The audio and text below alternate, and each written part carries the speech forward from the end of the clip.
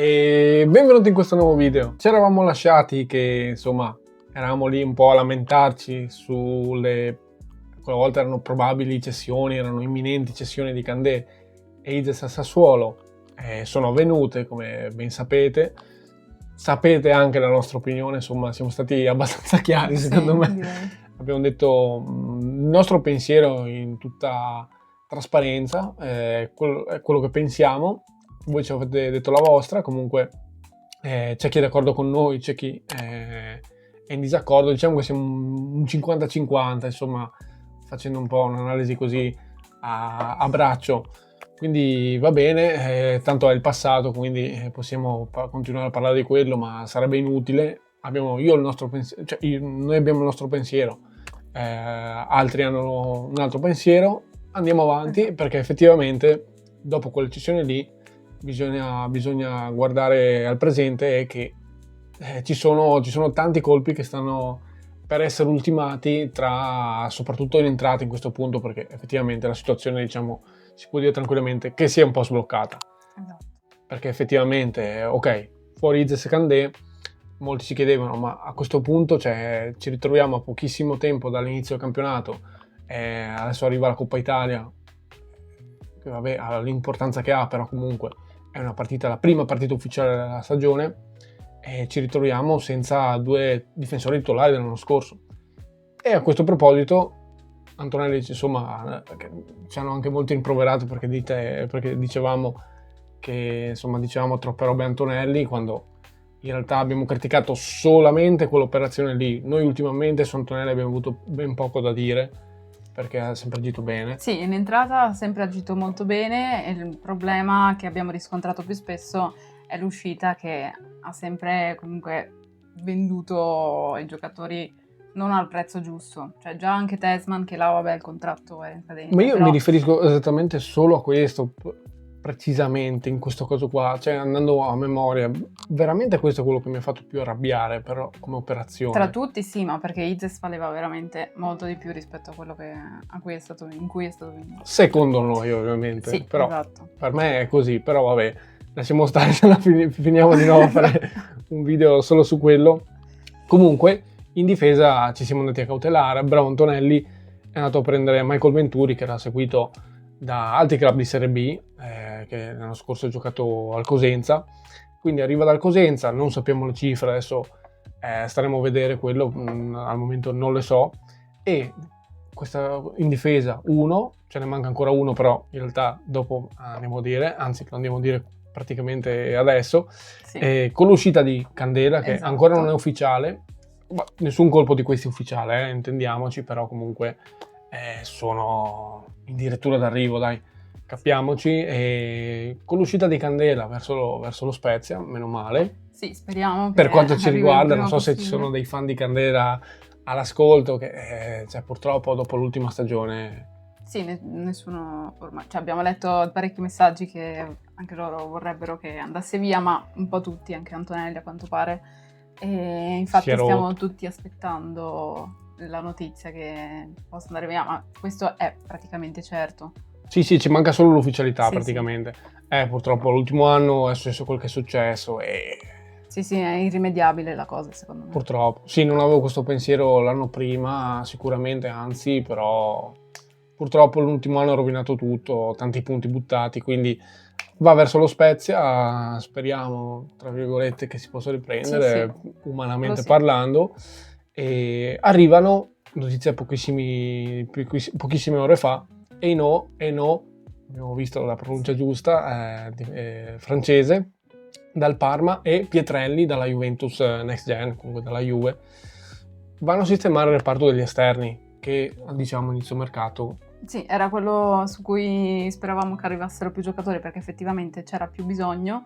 Infatti questi due giocatori, che sembrano dei bei giocatori, abbiamo ricevuto anche dei messaggi, un questo senso, che descrive un po' questi giocatori. Sono alti entrambi, da quello che abbiamo visto. Sì, Eno 1,87, Pietrelli 1,94. Sì, non abbiamo ancora visto niente effettivamente, forse vedremo, magari facciamo una reaction di... Vediamo, se ci ditecelo. sono dei video loro, se volete la reaction la Sì, facciamo esatto, comunque. perché comunque adesso arrivano le partite e tutto, Sì. però se volete dicelo qua sotto e magari ci pensiamo, ecco. E noi in realtà è più una specie di jolly, perché comunque secondo me viene a fare l'esterno, perché di fatto se andate a vedere un attimo può fare un po' tutti i ruoli, cioè ma veramente, nel senso che può fare l'esterno destro, il terzino destro, il difensore centrale, il centrocampista, forse ho letto male, ma forse anche il trequartista, cioè spero che gli sia data un'identità tattica un po' più chiara, una collocazione tattica definita. Per me viene a fare l'esterno, da capire se destra o sinistra, perché dico, allora, per capirci, se è destro di piede io lo metto a destra, per facilità di comprensione, però dipende molto da come intende Stroppa la roba, cioè il modulo e la sua visione di calcio. Se lui vuole giocare con esterni a piede invertito, ossia a sinistra con un piede destro e a destra con un piede sinistro, lì ribalta tutto e si inverte tutto, o uno per ruolo, insomma, che si invertono, che ne hai uno di piede destro, insomma, un casino. Comunque bisognerà vedere, dovrà vedere Stroppa in realtà. Comunque di fatto va a riempire sicuramente quella casella lì. Pietrelli ala, in realtà nasce come ala destra, quindi di piede sinistro, spinge tanto, cioè uno molto offensivo. Poi da noi sicuramente non credo verrà a fare la seconda punta, ma l'esterno che appunto spinge, perché ci serve anche quella roba lì, uno magari un po' più di spinta offensiva più che di abilità difensiva, e quindi va a sistemare, credo definitivamente a questo punto il ruolo degli esterni, perché andando un po' a memoria, cioè non ho davanti i nomi, questi due sugli esterni, poi chi rimarrebbe? Sagrado, Sagrado e... Compagnon che è arrivato, e Aps. Sì, esatto, se e quindi piace. Sì, esatto, però in teoria insomma rimarrà sì. Perché vabbè, quindi quelli sono 5 nomi mi pare. Sì, sono tanti e abbiamo comunque recuperato tutti quasi i nomi, i buchi che c'erano, perché Sagrado comunque non lo vedo come titolare, lui sarà probabilmente alla riserva, quindi saremo anche a posto con i titolari e con le riserve, secondo me. Sì, l'unica cosa, dobbiamo guardare la difesa ora. Infatti ci sono dei dubbi su alcuni nomi che dovrebbero arrivare, sono arrivate delle notizie, sempre di Sidibe che l'avevamo già detto. Sì, da capire che qua andrebbe ancora di più a riempire il reparto dei difensori, da capire se arriva però effettivamente, perché sembrava appunto anche lui in chiusura, però stiamo a vedere insomma. Esatto. Stessa cosa anche Lazovic, che era arrivata una anche qua esterno però, anche lui è un esterno, infatti, però questa notizia era arrivata prima di Pietrelli e di quindi anche questo è un po' in dubbio, perché sarebbe un vincolato e ha 34 anni, non so, se vuoi prenderlo di esperienza ci può anche stare svincolato. C'erano comunque dei contatti, però non so effettivamente quanto andrà in porto la cosa. Dobbiamo capire, perché comunque, anzi, per me sarebbe utilissimo, perché giocatori con esperienza in Serie A, non che in Italia, in Serie A, esterno destro anche lui, quindi quello mi fa un po' mettere in dubbio la fattibilità della trattativa, a meno che magari uno, non so, tra Aps, Sagrado esca alla fine del mercato, comunque sia sul mercato. Però questo è da capire, cioè onestamente, sinceramente un posticino lo libererei, però non so, con questi due colpi qua, Eno e Pietrelli, non so se c'è spazio per altri esterni, perché veramente a questo punto qua, a livello almeno numerico, quantitativo, c'è un assortimento pazzesco tra destri e sinistri, ha un po' tutto Stroppa.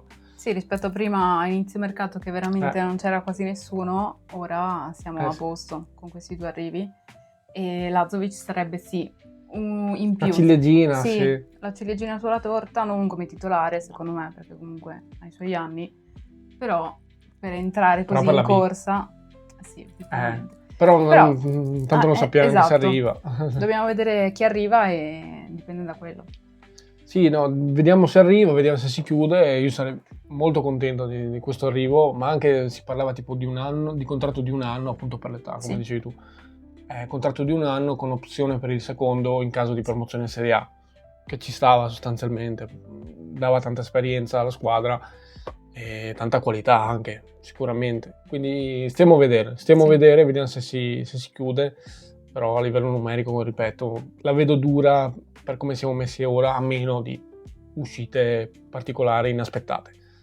Andiamo ai rinnovi. Sì, Busio è arrivata la notizia che dovrebbe rinnovare fino al 2029, quindi comunque ottimo, sì, perché ormai qui da un sacco di tempo.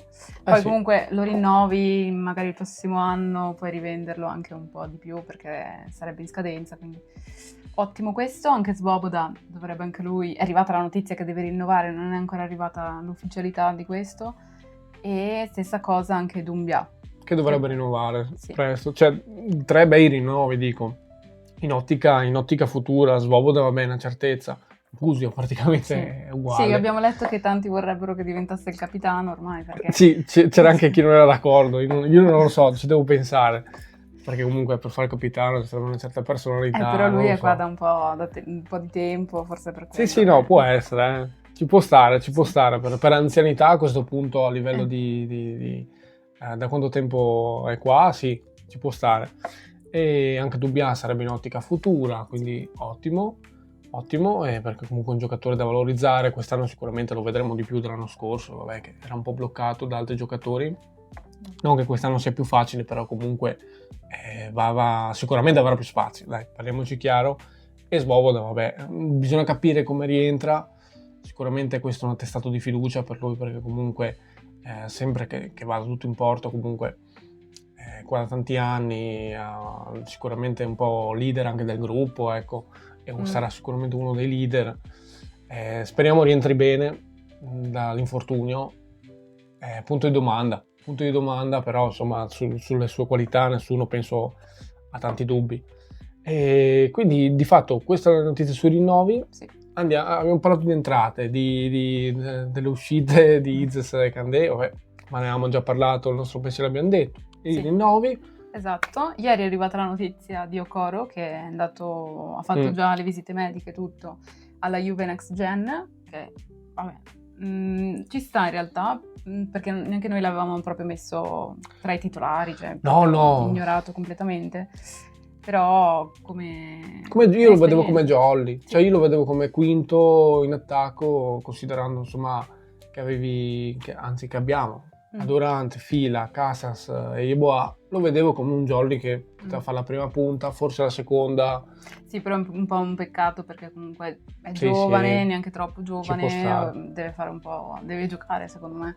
Quindi ci sta benissimo questa cessione. E c'è tutto prestito con diritto, quindi diritto mi pare a 2 milioni, se non ho letto male, alla Juve Next Gen, quindi vedremo come si comporterà. Magari è facile anche che lo riscattino, insomma, se si comporterà bene, ne parlano molto bene, quindi vedremo, però vabbè, amen, ci sta.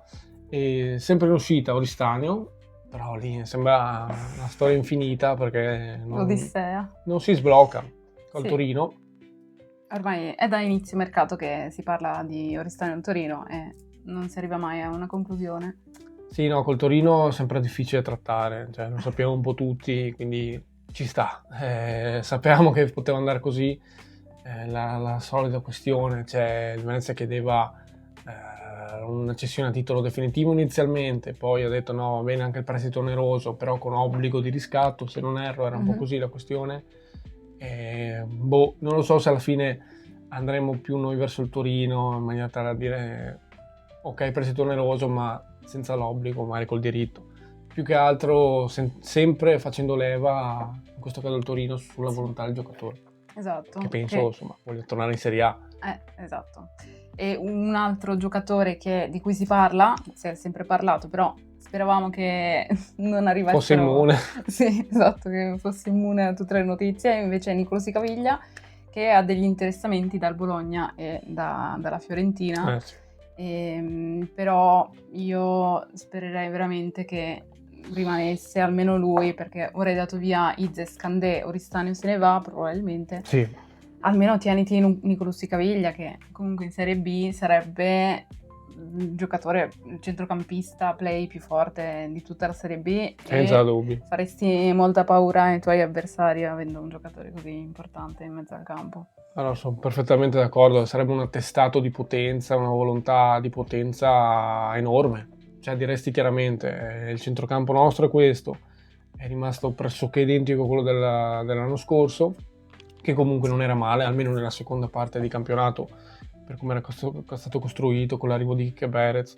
A meno di ulteriori uscite, appunto, rimanendo così, se rimanesse un Nicolò Caviglia, avessi la forza di tenerlo, almeno lui, perché dico, ok, le cessioni come tu le hai fatte, posso permettermi, se vendo anche Oristagno magari, che l'abbiamo tutti messo in conto che se ne andrà, ho la forza, voglio tenermi Nicolò Caviglia per dimostrare a tutti che il centrocampista più forte ce l'abbiamo noi, che ti sposta sicuramente gli equilibri, un centrocampista così, sempre che voglia rimanere ovviamente. Esatto. Questa è la base di tutto. Se lui è convinto, ruolo ovviamente da protagonista, neanche a dirlo, ed è convinto a dire mi faccio un altro anno qua, però ovviamente da alta classifica, da alta Serie B, se lui è convinto sarebbe veramente tanta roba.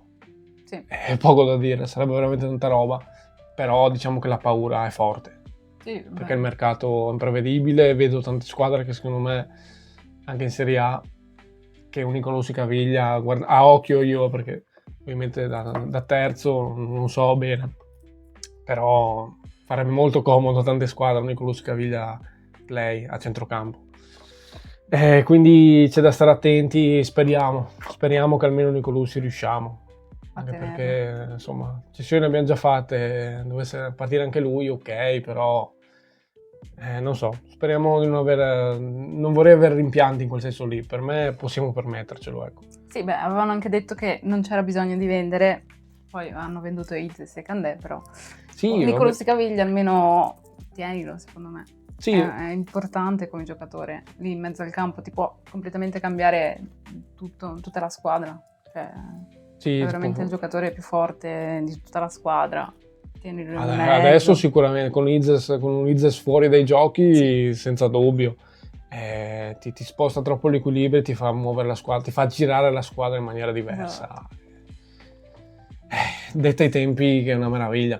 Quindi stiamo a vedere, speriamo che finisca presto il mercato a questo punto, così almeno non se ne parla più e speriamo sia ancora qua. Nulla, era questo quello che volevamo dirvi. Diteci voi qua sotto se ci siamo dimenticati qualcosa, se avete opinioni contrastanti rispetto alle nostre, appunto rispetto a tutto quello che abbiamo detto sulle tante varie trattative.